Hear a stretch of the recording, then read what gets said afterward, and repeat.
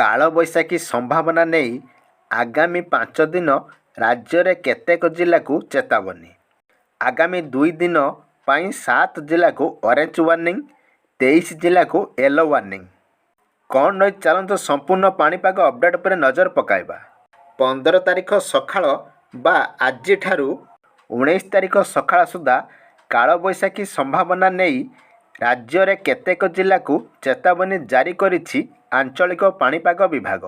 ଝଡ଼, ବଜ୍ରପାତ ଓ ପବନର ସମ୍ଭାବନା ନେଇ ଆଗାମୀ 24 ଘଣ୍ଟା ପାଇଁ 7 ଜିଲ୍ଲା ଅନୁଗୁଳ, ଢେଙ୍କାନାଳ, କନ୍ଧମାଳ, ଗଜପତି, ରାୟଗଡ଼ା, କୋରାପୁଟ, ମାଲକାନଗିରିକୁ ଅରେଞ୍ଜ ୱାର୍ଣ୍ଣିଂ ଜାରି ହୋଇଥିବା ବେଳେ ଅନ୍ୟ 23 ଜିଲ୍ଲାକୁ ୟେଲୋ ୱାର୍ଣ୍ଣିଂ ଜାରି ହୋଇଛି।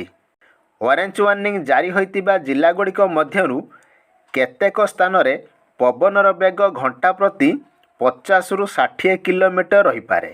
ୟେଲୋ ୱାର୍ଣ୍ଣିଂ ଜାରି ହୋଇଥିବା ଜିଲ୍ଲାଗୁଡ଼ିକ ମଧ୍ୟରୁ କେତେକ ସ୍ଥାନରେ ପବନର ବେଗ ଘଣ୍ଟା ପ୍ରତି 40ରୁ 50 କିଲୋମିଟର ଏବଂ ଅନ୍ୟ କେତେକ ସ୍ଥାନରେ ପବନର ବେଗ ଘଣ୍ଟା ପ୍ରତି 30ରୁ 40 କିଲୋମିଟର ରହିପାରେ।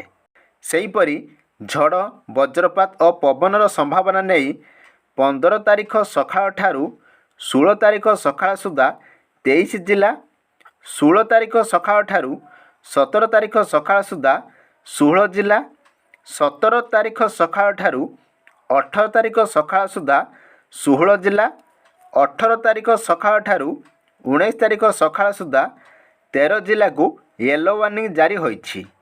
ସେହିପରି 19 ତାରିଖ ସକାଳଠାରୁ 21 ତାରିଖ ସକାଳ ପର୍ଯ୍ୟନ୍ତ ରାଜ୍ୟରେ କୌଣସି ଜିଲ୍ଲାକୁ ଚେତାବନୀ ନାହିଁ।